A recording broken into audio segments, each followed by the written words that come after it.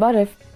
Հիշում եք Ջեյմս Վեբի տիեզերական աստղադիտակի հռչակավոր լուսանկարը, որում երևում են ողնույթի միգամածության փայլփլուն գագաթները եւ որը ստացել էր տիեզերական ժայռեր անվանումը։ Գազի եւ փոշու այդ անթափանց կուտակումների հետևում աստղագետները հայտնաբերել են ավելի քան 100 հեռավոր գալակտիկա։ Այս հայտնագործությունը դարձել է առաջին փորձնական քայլը երկնքի ամենադժվար հասանելի մասի՝ Ծիրկաթինի այսպես կոչված խուսափելու հատվածի ուսումնասիրության մեջ։ Ինչու է այն կոչվում խուսափելու հատված, որովհետեւ այս ուղղությամբ երկինքը լի է աստղերով, գազով եւ միջաստղային փոշով։ Հեռավոր օբյեկտների լույսը բառացի կորում է այս շերտերում, իսկ դիտարկումները դառնում են անհնար։ Օպտիկական աստղադիտակների համար դա կարծես նայելիս լինեն ծխի թանձր շերտի միջով։ Արդյունքում երկնակամարի մոտ 20%-ը մնում է վատ ուսումնասիրված, իսկ տիեզերքում նյութի բաշխման եռաչափ տքարտեզը մինչև հիմա ամբողջական չէ։ Սակայն Ջեյմս Վեբի աստղադիտակի ինֆրակարմիր տեսողությունը կարող է տեսնել այն, ինչ թաքնված է ուրիշներից։ Չիլիի Լա Սերենա համալսարանի գիտնականների թիմը որոշել է պարզել, որքան հեռուն կարելի է տեսնել այս աստղադիտակի միջոցով։ Գիտնականները վերցրել են Ջեյմս Վեբի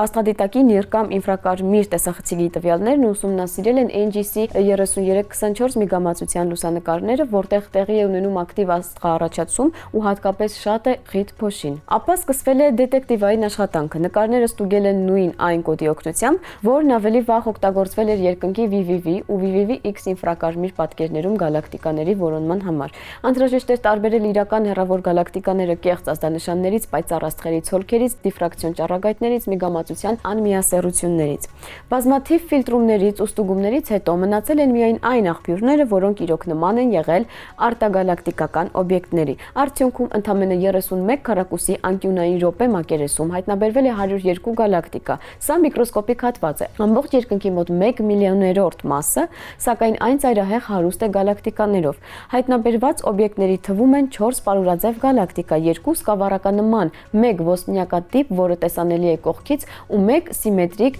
էլիպտիկ գալակտիկա։ Բացի այդ, պատկերի արևելյան հատվածում գիտնականները նկատել են 7 գալակտիկայից բաղկացած կոմպակտ խումբ, որը հնարավոր է գրավիտացիոն կապված է։ Եթե դա հաստատվի, խոսքը կարող է գնալ նոր, նախկինում անհայտ կուտակման մասին։ Սակայն ամենազարմանալին այսպես կոչված հետմիգամածային կամ տրանսնեբուլյար գալակտիկաներն են։ Գիտնականներն այսպես են անվանել երկու օբյեկտները, որոնք հնարավոր է եղել տեսնել մոլեկուլային ամպի ամենախիտ հատվածների միջով, բառացի փոշու հաստ պատի հակառակ կողմում։ Նախկինում նման դիտարկումները համարվում էին անհնարին անգամ մոտ ինֆրակարմիր դիապազոնում։ Այս փորձնական հետազոտությունը ցույց է տալիս, որ Ջեյմս Վեբի տիեզերական աստղադիտակը կարող է հասնել այնտեղ, որտեղ նախկինում տիրում էր աստղագիտական խավար։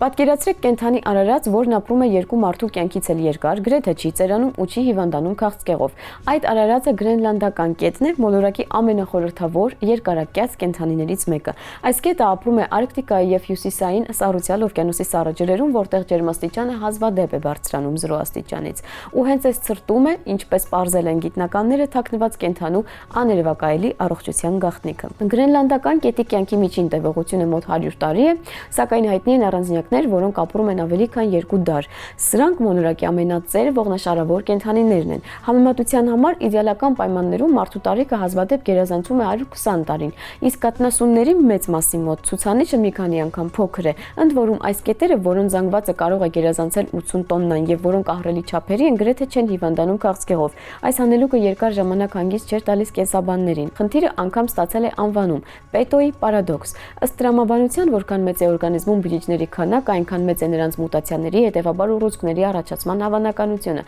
Սակայն իրականում խոշոր կենդանիների օրինակ կետերի եւ փղերի մոտ քաղցկեղը ծայրահեղ հազվագյուտ հիվանդություն է։ Ինչու՞։ Այս հարցի պատասխանը մասնակիորեն հայտնաբերել են Ռոչեստրի համալսարանի գիտնականները։ Nature ամսագրում հրապարակված նրանց հոդվածը ցույց է տվել, որ գրենլանդական կետերի մոտ շարակցական հյուսվածքի բջիջները, ֆիբրոբլաստները, որոնք պատասխանատու են վերքերի ապաքինման եւ կաշվի ռեգեներացման համար, ունեն նաեւ վնասված ԴՆԹ-ն վերականգնելու բացառիկ հատկություն։ Անգամ ամենավտանգավոր երկթել պատրվածքները, որոնք ըստ էության իսկական վթարներ են գենոմի ստրուկտուրայում, կետերի մոտ վերականգնվում են արագ եւ ճշգրիտ։ Այս ամենը շնորհիվ կիրպ սպիտակուցի, որն ակտիվանում է ցածր ջերմաստիճաններում, ծովի, սառը ջրի պայմաններում, այն սկսում է առանձնահատուկ ակտիվորեն աշխատել, օգնելով բջիջներին պայքարել սթրեսի դեմ եւ արագացնելով ԴՆԹ վերանորոգումը։ Այս սպիտակուցն ուժեղացնում է վերականգնման գլխավոր ուղիները, կտրված հատվածների ոչ հոմոլոգիկ միացումն ու հոմոլոգիկ ռեկոմբինացիան, որոնք պատասխանատու են վնասված հատվածների սոսնձման եւ նորմալ վերականգնման համար։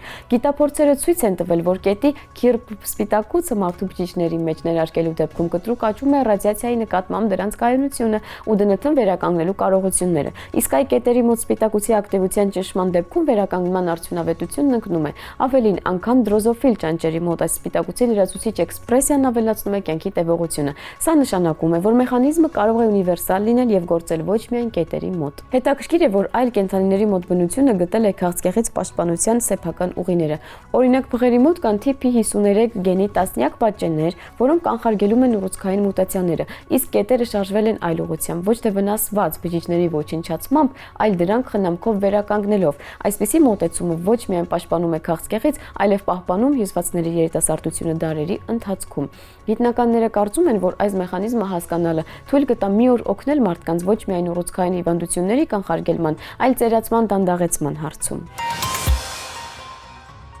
Իսկ հիմա գիտական անեկդոտ։ Դմիտրի Մենդելեևը երկար ժամանակ կնոջն ապացուցում էր, որ առաջին տեղում պետք է լինի ջրածինը, ոչ թե կինն ու երեխաները։ Իսկ այսօրվա համար այսքանը, կհանդիպենք։